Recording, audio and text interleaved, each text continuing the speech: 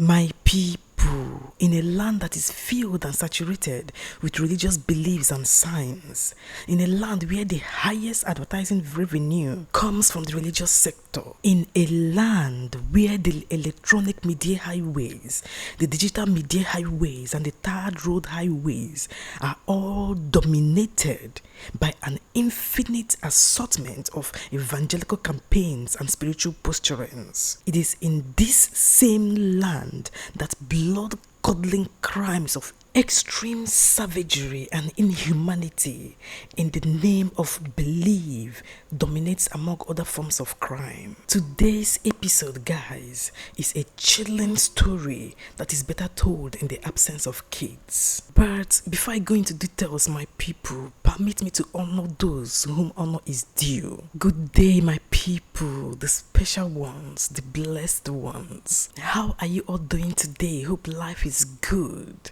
I welcome you all back to this channel. I still remain my humble self, Chisa of Gist Quarters. So, our old and new subscribers, you are cordially welcome. And if today is your first time visiting this channel, please don't go away. You are at the right place. Join this amazing family by hitting that subscribe button. Press the notification bell so that you'll be notified anytime I post a new video. Thank you guys once again for making me feel your presence anytime I post a video. Alright, now let's continue from where we stopped. Guys, in a society where the rate of gainful employment is so low, religious business has become an easy go-to place for those who are at their wits' end in terms of what job they can invest their time and energy on. Religious businesses requires no standardized qualification.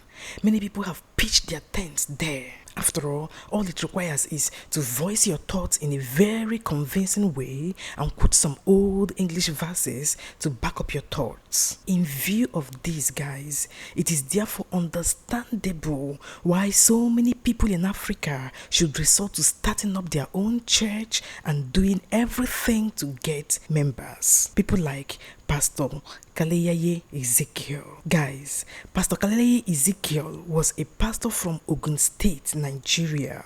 But his story is not different from that of the Ghanaian couples who went into ministry for economic purpose but found it not profitable enough, so they shelved the ministry and delved into farming and drugs and other drastic ventures. Their video in the internet has sparked lots of reactions. You can watch out posts on them later. I'll make a video on them later. But for this Pastor Kaleyale, guys, his fate was worse. He did not want to quit the ministry and he was ready to take extreme measures to get members.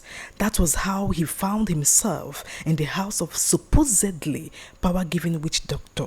Unbeknown to the power-seeking pastor, the supposed power-giving witch doctor, who goes by the name Isiaka Ogunkoya, was at the time in desperate need for some human parts to prepare a particular concoction for one of his clients that lives in Iseyin, Ogun State. The witch doctor was on his way to Iseyin in Ogun State 5 days ago when he met with Karma. Guys, he was caught and arrested during a stop and search operation by the police. Then he confessed that he was on his way to deliver the human parts concoction he was caught with to a client. Then he went ahead to say that he actually gave the gullible pastor a sleeping concoction which he drank with faith, believing that it would give him power to get more members and do more miracles. But unfortunately, that portion which he made the pastor drink, believing it to be a source of power, would turn out to be his door to death. When the portion made the pastor sleep, the witch doctor said he slaughtered and took parts of his body to prepare the ritual for his client. When he was caught, guys, the witch doctor pleaded for mercy. He asked for forgiveness. In fact, according to his words, he said, "I deleted the pastor for rituals, needed to make use of a human during that period, and the pastor came around. He told me he needed more spiritual powers so as to have more members to his church. So I thought it was a good opportunity for me to make use of the pastor for the rituals I'm supposed to do that time.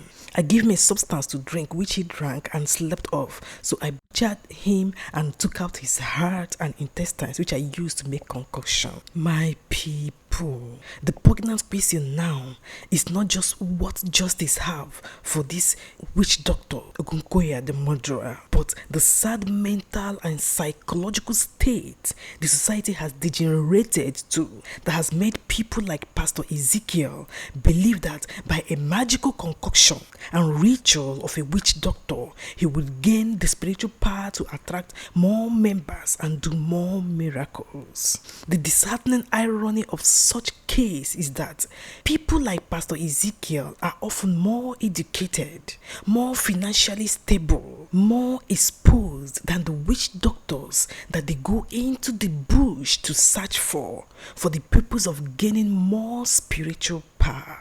Now the hunter has become the food of the lion he was hunting. Guys, the painful part is that the witch doctor Ogunkoya was not even remorseful. Yes, he acknowledged that he has done wrong, but in his mind, the wrong he did was in his line of duty. He claimed that his neighbors will attest to the fact that he is a good person. The only thing he regrets was being caught, and maybe the sense of disappointment at not being able to deliver the concoction to his client at Isheyin. Just look at his eyes. Eyes that are so dry and drained of human empathy that it would guide his hands in slaughtering a fellow human being and dismembering the body for ritual. Guys, as tragic and sad as this story is, it is also a strong warning to everyone out there who have allowed himself to be convinced that through horrific rituals, concoctions, and incantations,